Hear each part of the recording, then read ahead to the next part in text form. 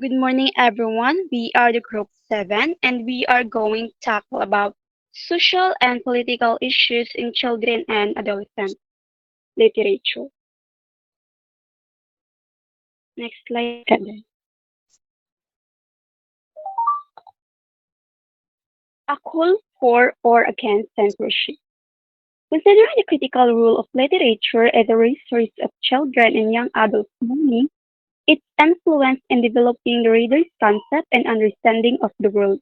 Particular individuals or groups raise complaints against certain literary pieces and books which they perceive to contain obscene, culturally offensive, or socially inappropriate content. Generally, complaints stem from three major subjects.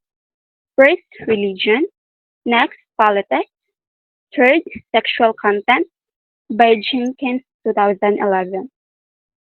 By establishing their case, censors immediately initiate censorship where the discussion represented by the different parties of the case develops. After hearing the opposing parties' arguments about the case, the censors decide on the level of restriction appropriate to the literature or book of concern. The worst decision for such cases is the banning of the book or literature. Next slide, please. One horrible manner of banning books in history is through burning. A famous example is the Nazi bonfire, which happened in Germany on May 10, 1933. Joseph Goebbels, a Nazi official, explained how the book burning eliminates the useless scholarly works of the past, and the champions get to write the history, and this seems to be the case in several historical accounts of book censorship. Next slide, please. The Philippines has its share of politically driven censorship during the Spanish colonization in the country. In 1886, the Catholic priests and government banned the reading of or acquisition of Jose Rizal's novel Noli Me Tangere, which translates to English as Touch Me Not. They, they regarded the literature as a deliberate attack against the church and thus the government. This same argument against the literature recorded in 1956, during which Senator Claro M. Recto, alongside C.P. Laurel, proposed the Rizal Bill mandating the teaching of the uncensored versions of Jose Rizal's Noli Me Tangere and El Filibusterismo. Despite the Catholic Church argument to filter the versions of the novels, President Ramon Magsaysay signed the bill into law on June 12, 1956, hence the Republic Act Number 1425. Nevertheless, C.P. Laurel accommodated the Church concern about the level of maturity of the readers and thus allowing the reading of the uncensored version only among the college students, incorporating this in the Rizal law. Next slide, please. So these are categories of classifying politically driven fairy tales. First, expressly political. Next, subversively political. And the last one is accidentally political. Next slide, please.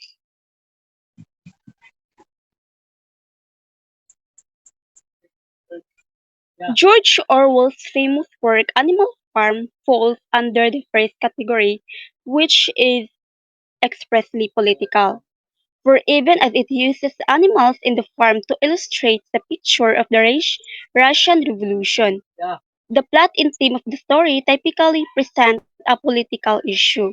Mainly, it teaches the lesson about how wealthy power changes individuals when left unchecked. The challenges against this book include having communist agenda, political motives, and religiously offensive illustrations against Islamic or Arab morals. Next slide. Next is the most extensive collection of fairy tales ever produced, the Grimm Brothers, or the original folk and fairy tales. It was categorized as accidentally political since the Grimm brothers compiled these 156 different fairy tales to promote the German culture. However, in the turn of events, the Nazis successfully twisted the truth in the select fairy tales, which are the Little Red Riding Hood and the Puss in Boots, to effectively inculcate,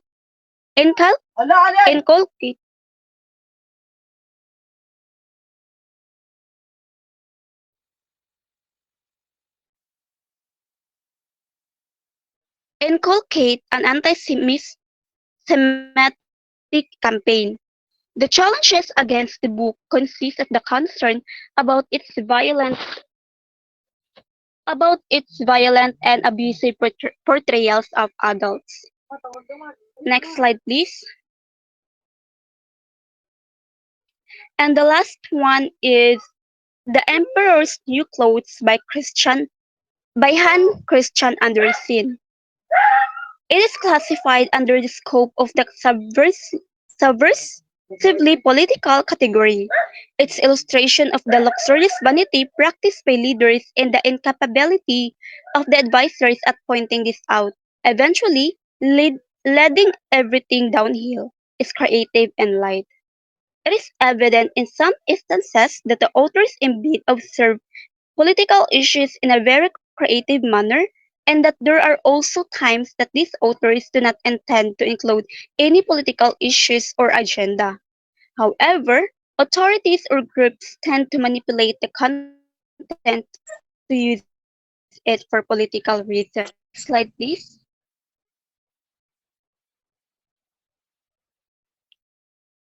Book and literature challenges are relatively socially inclined than political in recent times, but tackling social issues can still be political.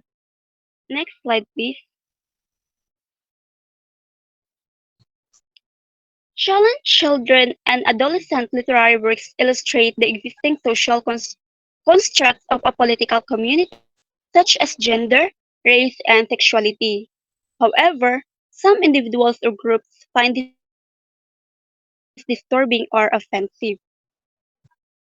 One example is Peter Parnell and Justin Richardson's and Tango Mix 3. Many parents and religious groups find the LGBTQ plus implication in the book disturbing, disturbing and misleading. Next slide, please.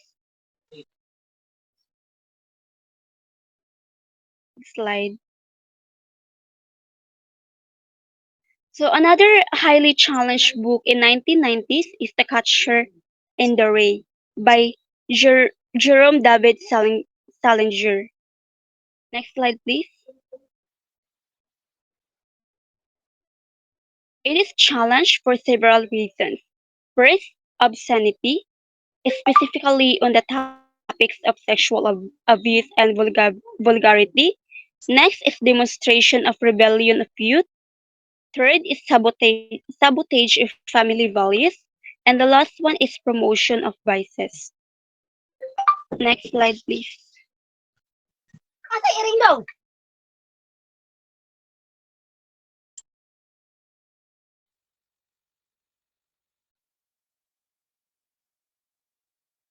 Challenge of concern raised against each book or literature. The following is the list for the year 2020. Next slide, please.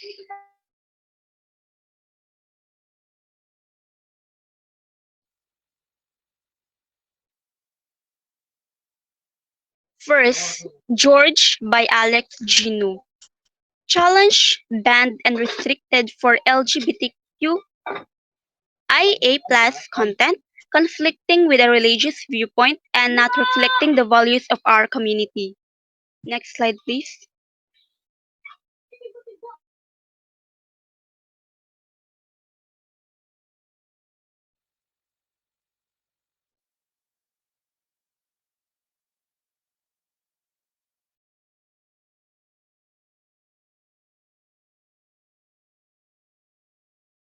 Next is The Stamp, Racism, Anti-Racism, and You by Abram X. Candy and Jason Reynolds.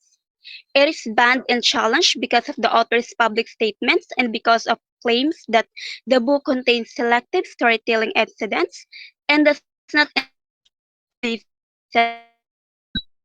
Next slide, please. The third one is American Boy by Jason Reynolds and Kelly, Brendan Kelly. It is challenged for drug use, activism, taught to promote anti-police views, contain divisive topics, and be too much of a sensitive matter right now. Next slide, please.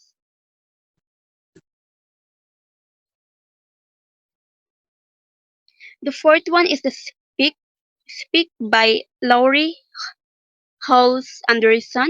It is banned, challenged, and restricted because it was thought to contain a political viewpoint. It was claimed to be biased against male students, and it included rape and profanity. Next slide, please. The Absolutely True Diary of a Part-Time Indian by Sherman Alexie. It is banned and challenged for profanity, sexual references, and allegations of sexual misconduct on the part of the author. Next slide, please. Something Happened in Our Town, a child's story about racial injustice by Marian Colaro, Marietta Collins, and Anne Hazard, illustrated by Jennifer Devoyne. It is challenged for divisive language and because it was thought to promote anti-police views. Next slide. To Kill a Mockingbird by Harper Lee. It is banned and challenged for racial slurs and their negative effect on students. Featuring a white savior character, its perception of the black experience. Slide please. Of Mice and Men by John Steinbeck. Banned and challenged for racial slurs and racist stereotypes and their negative effect on students. Next slide please. The Bluest Eye by Toni Morrison. It is banned and challenged because it was considered sexually explicit and depicts child sexual abuse. And the last one is The Hate You Gave by Angie Thomas. It is challenged for profanity and because it was thought to promote anti-police anti-police message.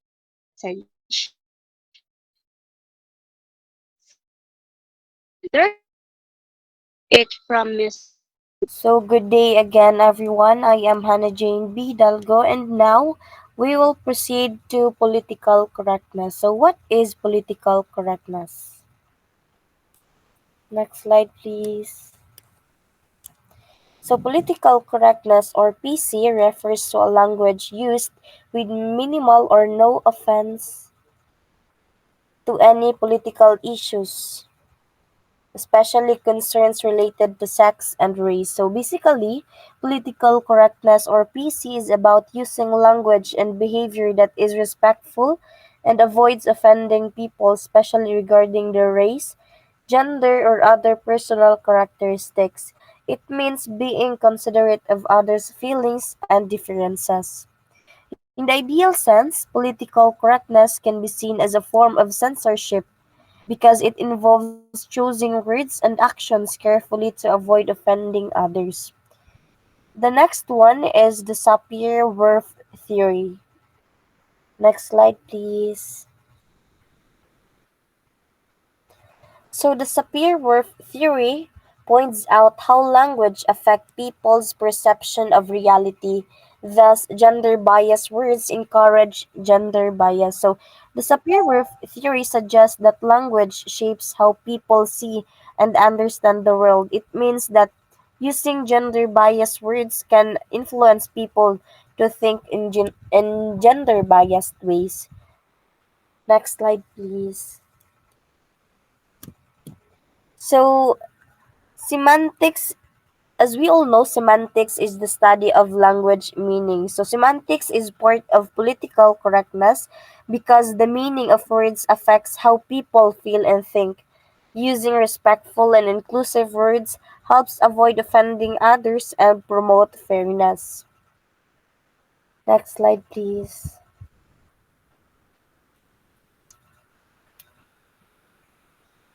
So, gender bias. The rise of gender awareness drive, several feminist movements fought to neutralize terms believed as gender bias. So gender bias is one popular topic of political correctness. With the rise of gender awareness drive, several feminist movements fought to neutralize terms believed as gender bias. For instance, instead of mentioning mother or father, one could say parent, and for man or woman, one could say person. Other terms in a discussion include masculinist words such as garbage man.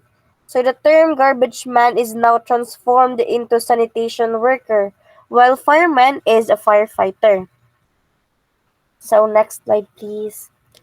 So another topic of interest is racial or physical discrimination.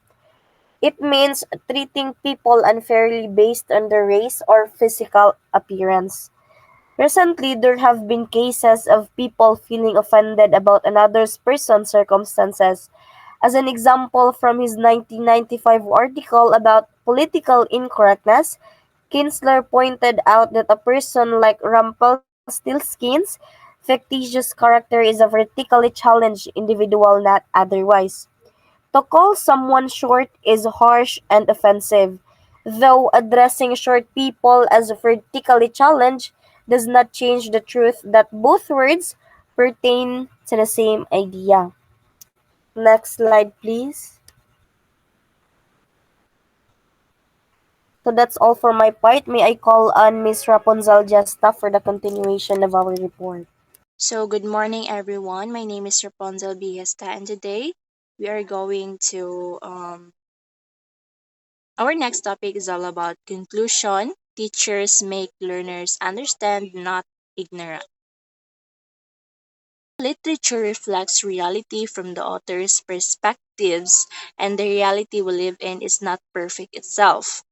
It may be subjective to flaws, social and political issues, and it is not wise to conceal this truth in any literature by practicing hypocritical political correctness. It is only makes children and young people ignorant and able to recognize the existing issues in the community. So the meaning is it also digs deeper. The role of teachers extends far beyond mere information delivery.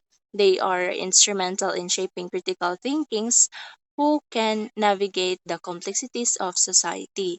So this conclusion emphasizes the importance of addressing real world issues in education rather than shying away from them due to political correctness.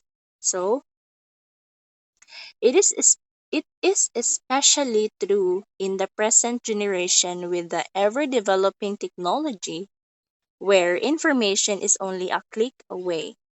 Experts even call this generation of children and young people digital natives, and they are skilled at browsing the internet searching for information. So, meaning the flows in society literature serves as a mirror to society, reflecting its imperfections, including social and political issues. When educators choose to ignore these realities, they risk fostering ignorance among students. For example, in some districts or books addressing themes of race, inequality, or political dissent may be banned from curricula or in a curriculum. This is not only deprives students of valuable perspectives but also hinders their ability to engage with important societal issues. And the digital age today's generations, the students often referred to as digital natives have unprecedented access to information. We can, as a student, we can easily find content on various topics that this also means they encounter misinformation. For example, in social media, or if we see as influencer, young people may come across misleading information about social justice movements on platforms like Twitter or TikTok, Facebook, Instagram without proper guidance. They may struggle to discern credible sources, leading to a skewed understanding of critical issues. So, according to Glenn 1985 recommends in his book, The Book Sustainable Way of Combating These Challenges in Political Correctness in Children and Adults and Literature is teach them competent study skills for independent learning. However, as he explained, this is not an overnight process but a continuous learning process with close guidance from experts or educators. It involves teaching learners to ask questions, contextualize learning pieces, understand race relationship, protect, compare text, and analyze text. So when we say competent study skills, according to Glenn, argues that teaching students how to learn independently is crucial. This involves equipping them with skills to critically analyze literature and societal issues.